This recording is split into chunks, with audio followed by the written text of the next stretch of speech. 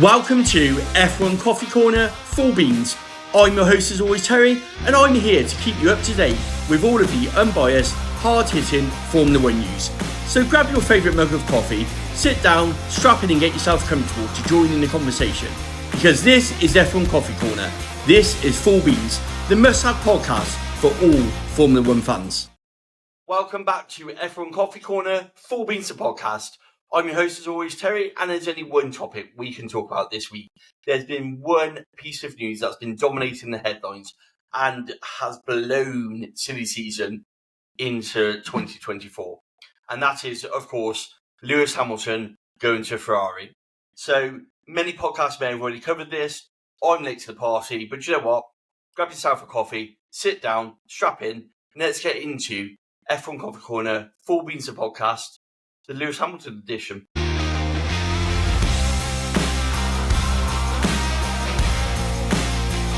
Like I said, I thought long and hard about when to record this podcast, if I'm honest. With the news obviously breaking on last Thursday of Lewis Hamilton joining Ferrari. Now, for those who may be, living under a rock for the past week or have no inkling of what's been going on, last Thursday, Lewis Hamilton announced his decision to not use his second year on his contract. So what this boils down to is when Lewis Hamilton signed a contract last August, I said at the time that I had a big suspicion it was a 1 year plus 1 year deal, which was a multi-year deal that was announced. Now, in this deal, at the end of the first year, you've got the option to basically break out the contract and go and do something else. That option was put in by both parties. It seems that this was absolutely the case, that Lewis had this in his contract. Now, from what Toto was saying, it was a mutual clause put in that Mercedes had the same option, and Lewis has exercised it early, so he's gone now with it rather than waiting until the end of the year. But as it happens, Lewis Hamilton has given formal notice that he will not be seeing out his contract with Mercedes and has indeed signed for Ferrari for 2025. It still sounds weird saying it, I'm not going to lie. Lewis Hamilton to Ferrari.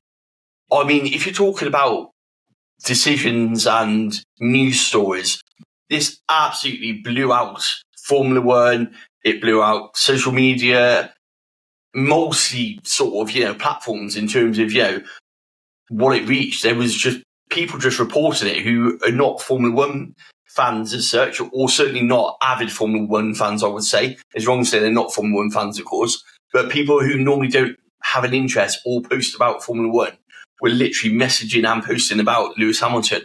That's how big his reach is. That's how much of an important move this could actually be for a sport that, quite frankly, needed a shot in the arm. We will talk about convenient timing with the Andretti announcement the day before.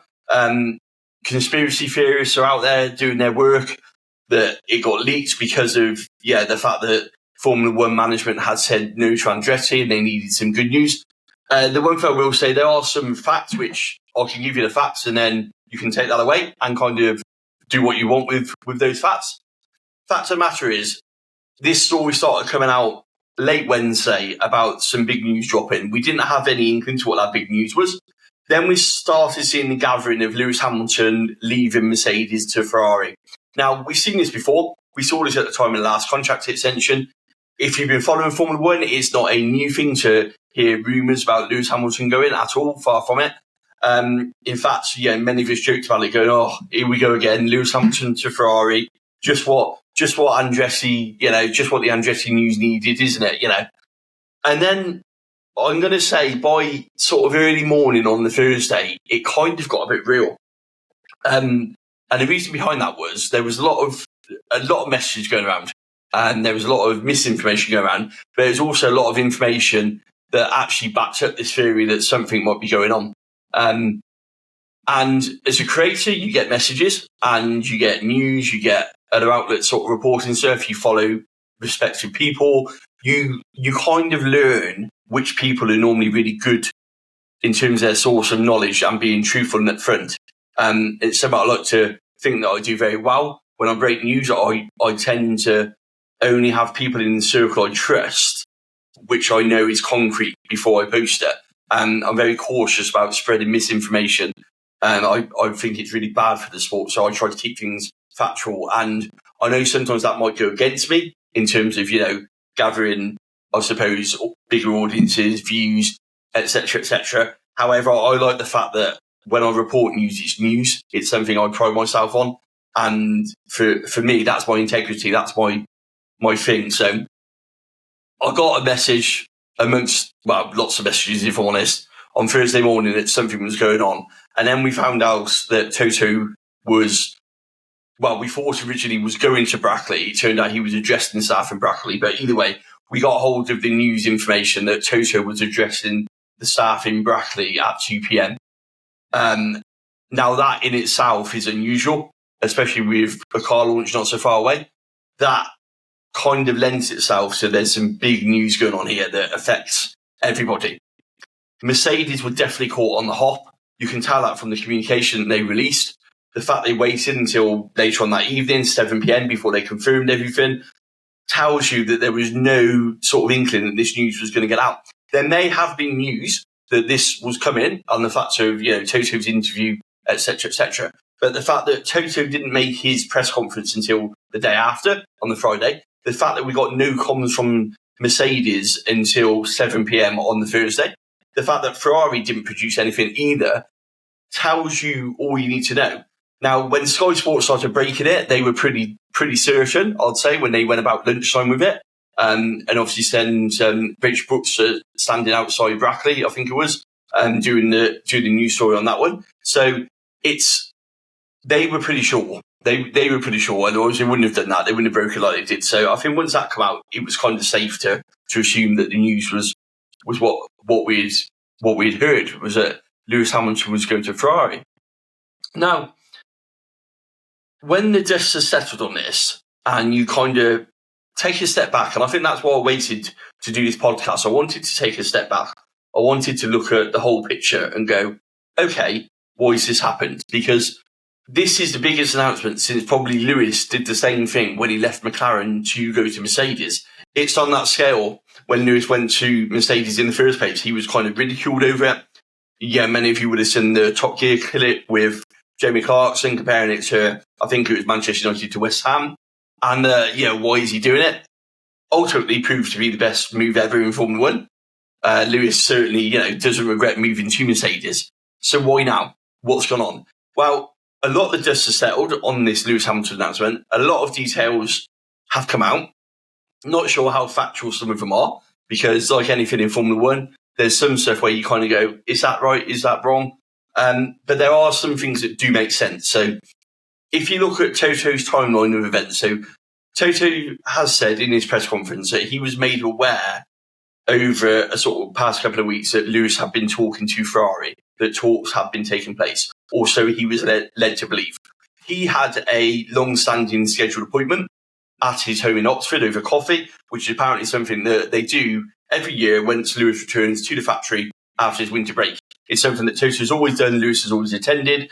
It's a long-standing agreement that they literally sit down, have coffee, discuss obviously the season coming up, discuss what's going on. Lewis then goes into the factory to do seat fits, simulator work, all of that before the car launch. That's literally always been there from what Toto was saying. And makes perfect sense to do that. Lewis, I think, is his own person during his winter break. I think Toto very much respects that and gives him the time off to kind of do what he wants to do and recharge how he sees fit. Probably just checking in on him every so often, but not really talking business. I think that they allow Lewis that freedom. So obviously he had that long-standing arrangement in place that Lewis was coming for coffee, so he decided to wait before he had that conversation with Lewis. He says he had that conversation. He said it lasted about an hour.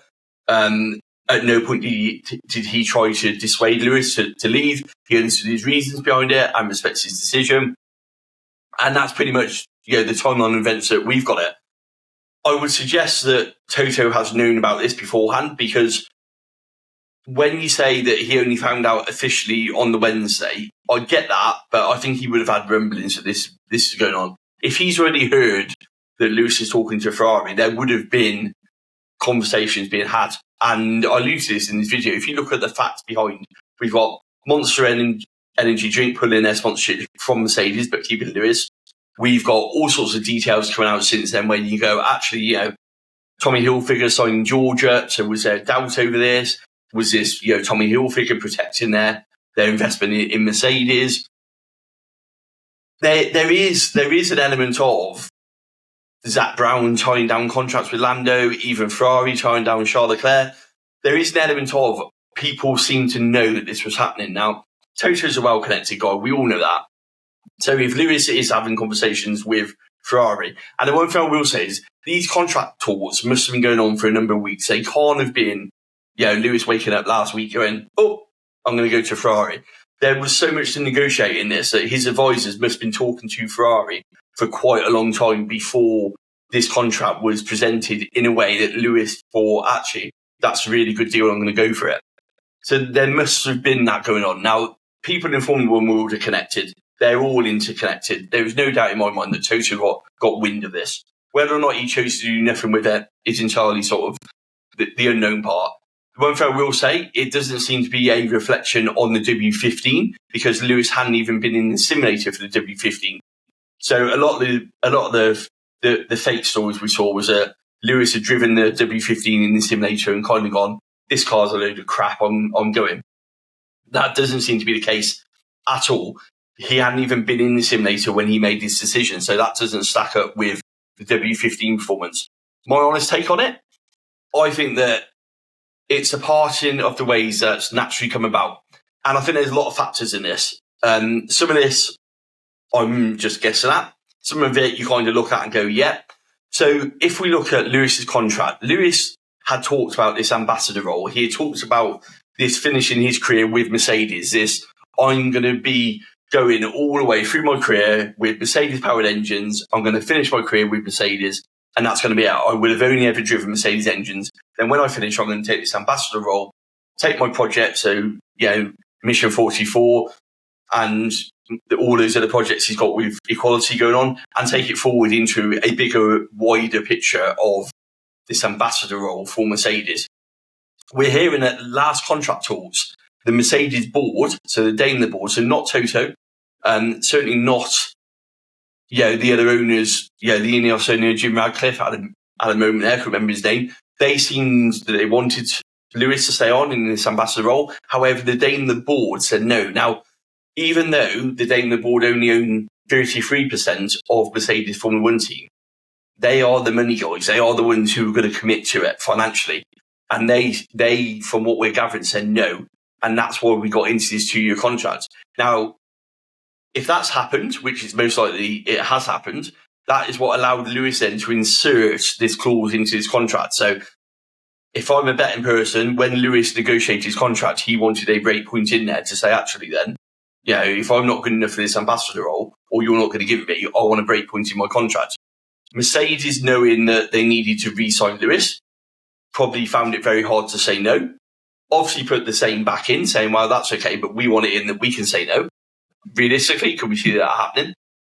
But it feels to me as if this push towards retirement that Mercedes may have been trying in terms of a shorter contract, getting Lewis to retire and then giving this ambassador role, has actually pushed him into the arms of Ferrari, ironically, because what it looks like is that John Alkin, the Ferrari chairman, has got wind of this and has gone all in. He's ultimately cashing his chips and gone, I've got a chance to get Lewis Hamilton. Now, if you're a Formula One team principal, if you're a Formula One team owner, if you're someone like John Alkin, you do not pass up the opportunity to get Lewis Hamilton. Now, there's a lot of people out there going, he hasn't won for 2 years, he's past his prime. Irrespective, Lewis Hamilton is an absolute blank check for any team. We've seen that with Mercedes. Mercedes went from this team to this billion-dollar team on the back of Lewis winning championships, but also on the back of Lewis Hamilton. Make no mistakes about that. His marketing ability and the ability to cast your marketing, and base it around having Lewis Hamilton has no doubt been a massive contribution to the Mercedes financial success.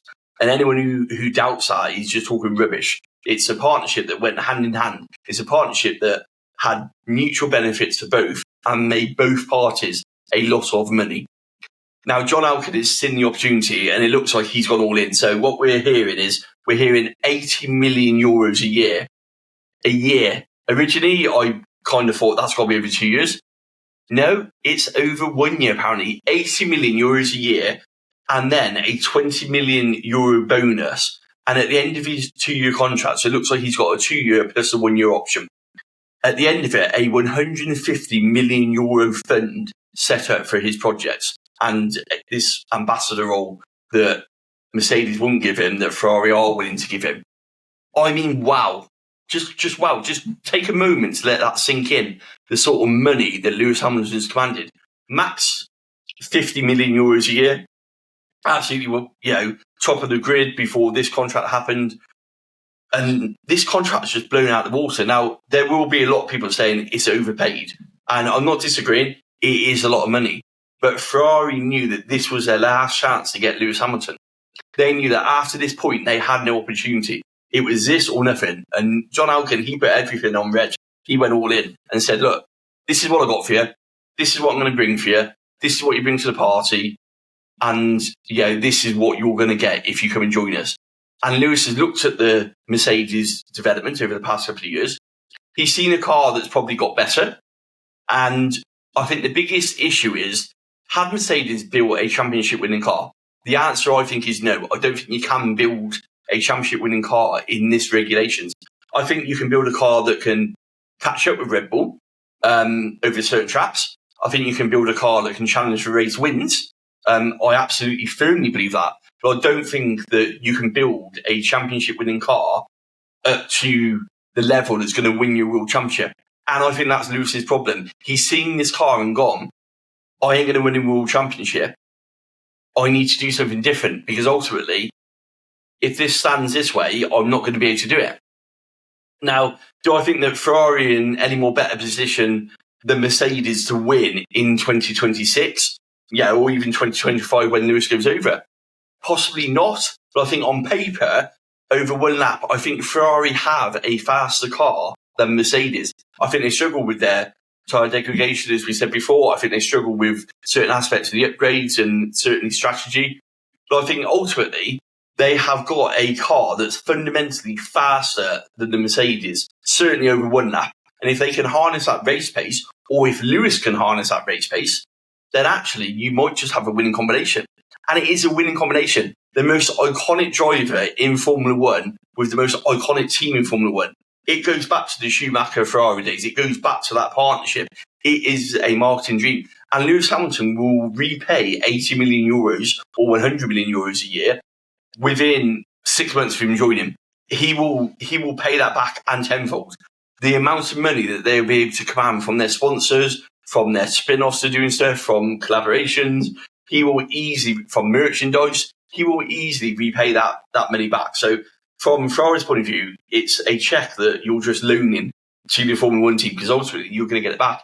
You've only got to release a Ferrari special edition Lewis Hamilton one and you're going to make money back. So I don't think for any minute it's a financial risk for Ferrari. Far from it. I think it's a financial certainty. I think they've got a driver who's got something to prove. I think Lewis is he wants number 8. I think that's the reason we've got Lewis in Formula One at the moment. I think after 2021, and maybe this is going back to it a bit. Maybe he felt a bit let down by the fact that Mercedes didn't pursue it in the courts.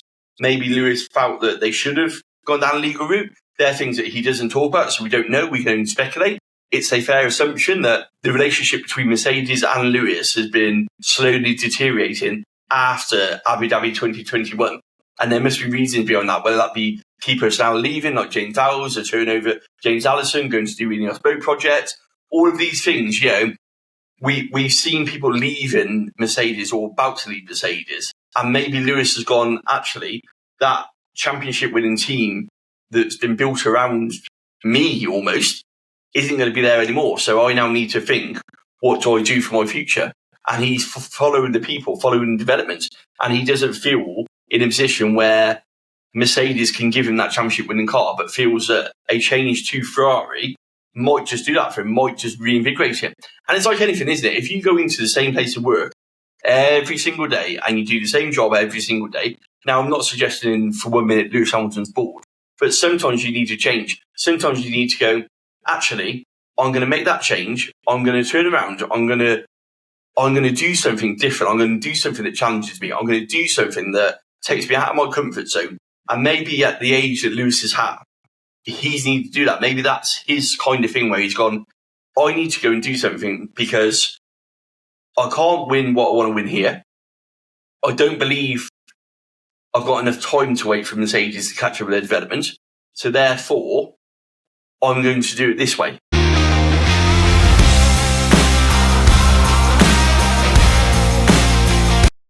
So I think the opportunity to go to Ferrari, the opportunity to go and do something, to get that record number 8 in the books for Lewis is just too good an opportunity to miss, as well as, protect his brand and his projects by giving him a platform as well as a monetary value in terms of the deal he's got with John Alkin. Now, in terms of replacements, this is where it gets a little bit difficult for Mercedes, because that ultimately depends on what they want to do. And they have a lot of options open to them. It is a market that, Mercedes may not have wanted to be in, but are now the key player in. There's not a lot of drivers who are going to be saying no to taking a phone call from Toto and accepting that second Mercedes seat. And your options are, do you go with Fernando Alonso, a decorated world champion, somebody who you can turn around and you can say, actually, he's a big name, he's got a good relationship with George Russell, he's someone who can deliver results, he's someone who would suit you for the next couple of years in terms of getting a driver in there alongside George, which would allow you to develop other drivers or even wait for the drivers to be out of contract. So someone like Oscar, someone like Lando, waiting for Kimi Angeloni, who we'll come on to in a minute. Fernando gives you that option as a stopgap. And he's certainly not a bad stopgap to have, is he, Fernando Alonso? Let's be honest about it. Then you look at the options such as someone like Alex Albon. James Vowles announced yesterday he signed until the end of 2025, but interestingly left the door open for him to move elsewhere by saying nothing's fine with Formula One and actually things could happen, but we have got him signed up until the end. That's easy done. Mercedes are Williams' engine supplier, same as Aston Martin's engine supplier. They can put leverage that way in terms of, their relationship with them. Williams are continuing with Mercedes, obviously through 2026 with the new regulations. So that relationship needs to continue. The Williams board would not want to upset Toto or Mercedes if they were coming for Alex Albon. We saw the same thing happen with Valtteri Bottas years ago.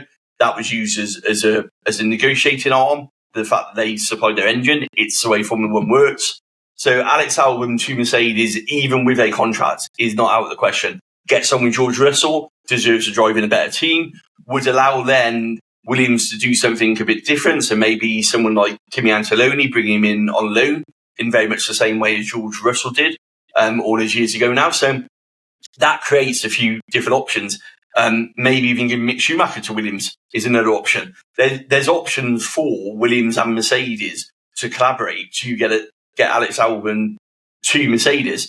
Of course, Mercedes could just promote straight away with Kimi Angeloni or Frederic Vesti. They've got those two youngsters on their junior books. They could just go around and say, actually, we're going to put one of them, drop them in. George Russell's the leader. George Russell's number one driver. Let's get them in, see what they can do. Red Bull did it with Max, and look where it got them. Mercedes are probably in a very similar situation to what Red Bull were when Max got promoted up. They can compete for race wins potentially, but not a championship.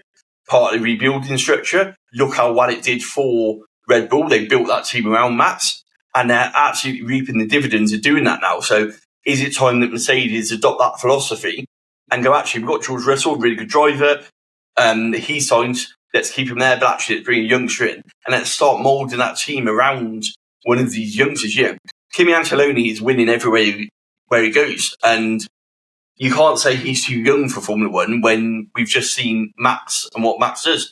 Yes, that youngness creates problems in terms of, potentially crashes, potentially mishaps, but it also creates excitement when you get a young driver who has no fear, who has no reservations, who has, nothing to lose and everything to prove. It actually can be quite invigorating to see.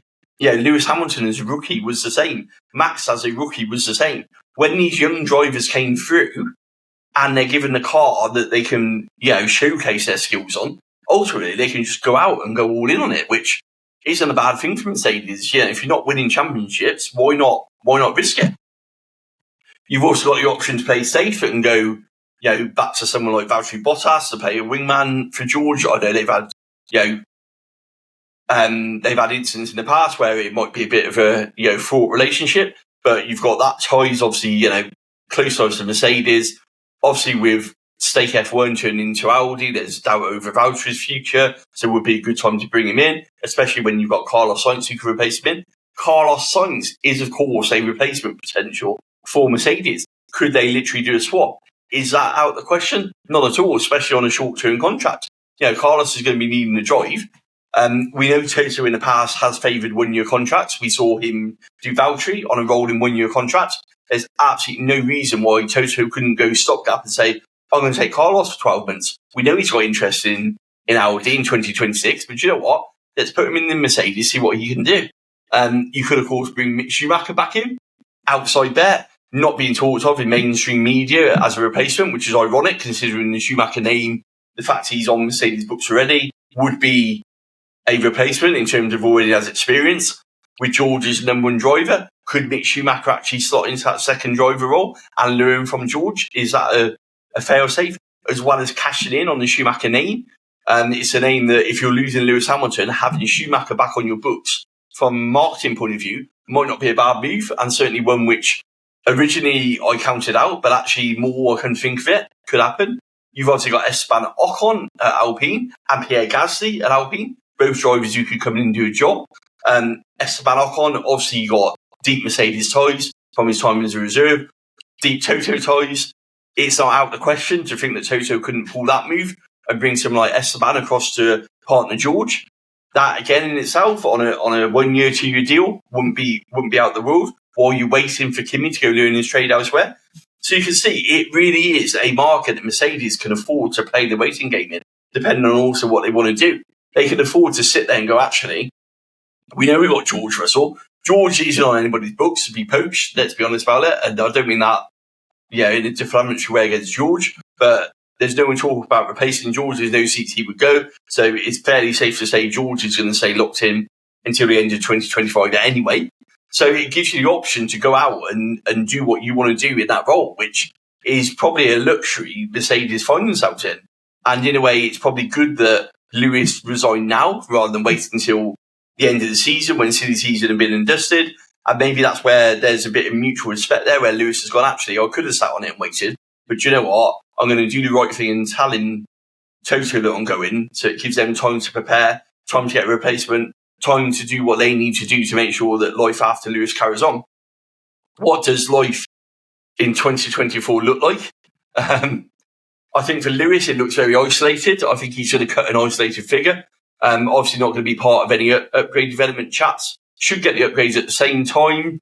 If Mercedes, do what they normally do, they don't like to bring upgrades for one car, not the other. So I don't see that happening, but you don't know. Strange things happen in Formula One. I think he will feel isolated. I think the bigger question that Mercedes are probably asking now is who does Lewis take with him?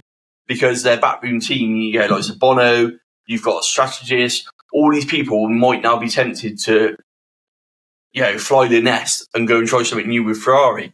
And I think that's probably Toto's bigger worry at the moment is actually who's Lewis going to take with him? Because they've lost a load of good people to cost cap. They've lost a hell of a lot of good people. And I think Toto's going to be more concerned about that. Yeah, we know that they're talking to Bono about whether or not Bono wants to go. What I will say is for the engineers and strategists, it's a very different relationship they have than the drivers do. The drivers dip in and out of the factory. The strategists and everyone who works for the team, that factory is their bread and butter. A lot of them have been there for many years. People like Bono have been there since the Honda, I think, certainly the Braun days, from what I can remember. So there's a long-standing relationship with the team and the area, and they've got ties with the area. They've got family ties to the area. So it's not as easy as packing up and going off to what it might be for a driver. So I don't think it's as clear-cut as the driver's gone, so I'm going to follow.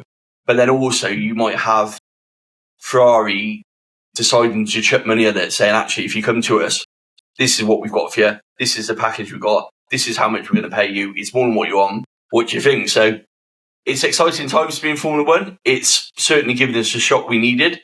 It's certainly given us a sort of passion back to Formula One after last year's silly season. It means that this year is potentially going to be an absolute monumental silly season. I still believe that. I still think that Fernando and Checo hold the two keys for this now that Carlos is obviously gone. So I think Fernando's seat and Checo's seat and his vacant Mercedes seat are your key roles on this one. What happens after this, I think will decide what happens to the rest of the market. I also think that we're going to be seeing some driver lineups wait until the end of the season before they're actually finalised as well, which is going to be a big difference on last year. I don't think some of these teams are going to be in a rush to finalise their drivers, knowing it's a driver's mark out there.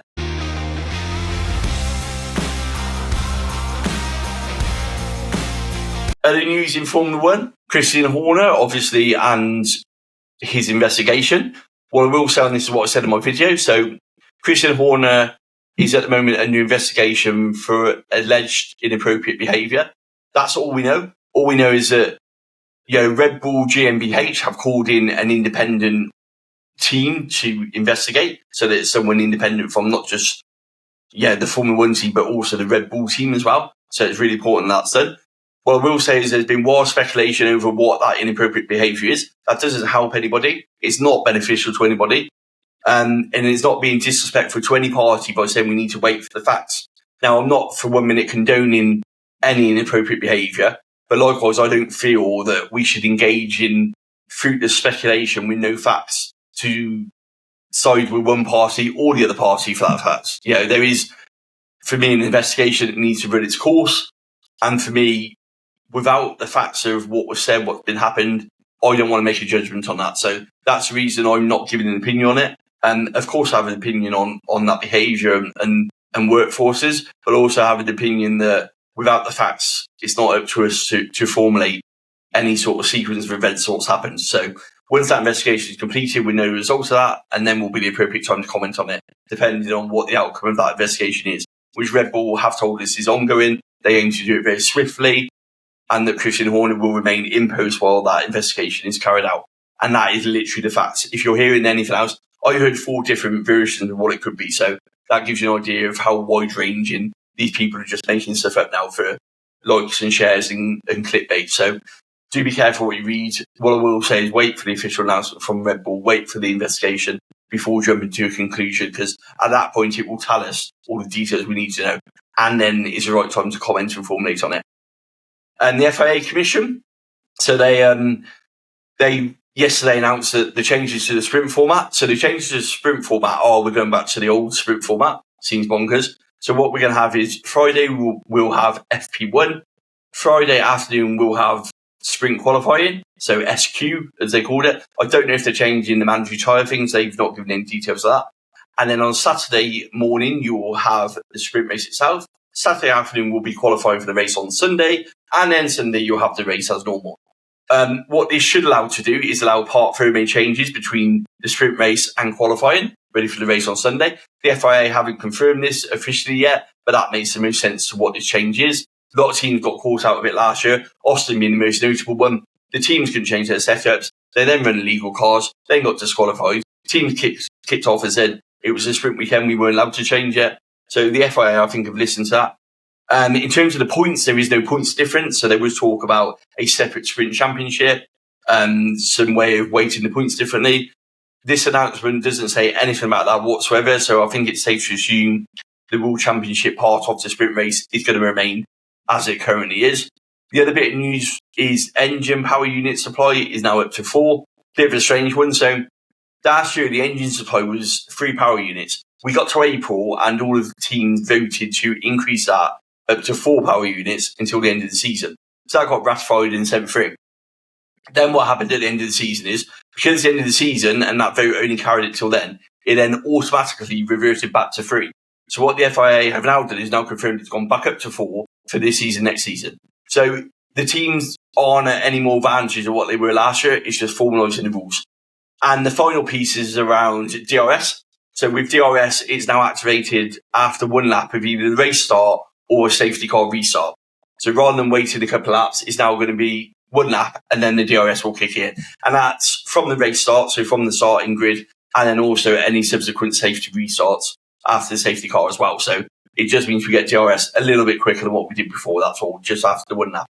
And I think that's pretty much it for the Formula 1 news. We have had car liveries. I should touch on those. I'm not going to talk about car liveries in terms of what I think of them, because I'm going to do an episode after seeing them all, because that makes much more sense. But we obviously saw the McLaren livery earlier. We've now seen the Haas livery. We've seen the Williams livery. And we've also seen the Stake F1 livery as well. After recording this, we've got Alpine Wednesday, because this is Tuesday as I'm recording it. And then we then go into Visa Cash App RB, which is Thursday, I believe.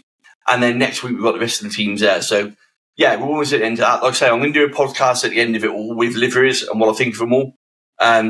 Some interesting ones out there, let's put it that way. Some good sponsors for some teams, well, I will say. So Williams certainly getting some good financial backing, which is really great to see. And that's it for this week. That's all I've got for everybody. I hope you've enjoyed it. It's been one-sided about Lewis Hamilton. I apologise for that, but I really wanted to get my thoughts out in a podcast after collecting them for a few days. But yeah, Lewis Hamilton to Ferrari is the biggest news going. It's huge. It's monumental. It's literally seismic in terms of what it's done for the sport. And it's reinvigorated the sport that needed a shot in the arm. And Lewis Hamilton, once again, is a man to provide that. Which does beg the question, what does Formula One do when Lewis Hamilton does decide to retire? Because, Max is an amazing driver, is one of the greats, deserves to be up there. But he hasn't got that marketing ability that Lewis has got, certainly not yet. So I think that, Formula One will certainly be happy that Lewis Hamilton is now signed through multiple years, because ultimately he's now staying with Ferrari potentially for 3 years, which can only be good for Formula One's point of view. So, with that in mind, I will catch you all on next week's episode. Once again, thank you all for tuning in. If you haven't already, please hit that subscribe button. Please hit the follow button. I'm available on all of the social media platforms. So click on the links, go and have a look, or just search F1 Coffee Corner and you'll find me. Really appreciate you doing that. If you want to drop any comments, please drop onto the video when it's on YouTube, or drop onto one of my TikTok videos or Instagram videos so that I can catch up with that one. Or even check the links out. There's a message option in there. Just drop me a message either way on that one. But once more, thank you for listening to F1 Coffee Corner Full Beans the podcast. I'll see you all next week. Have a good week.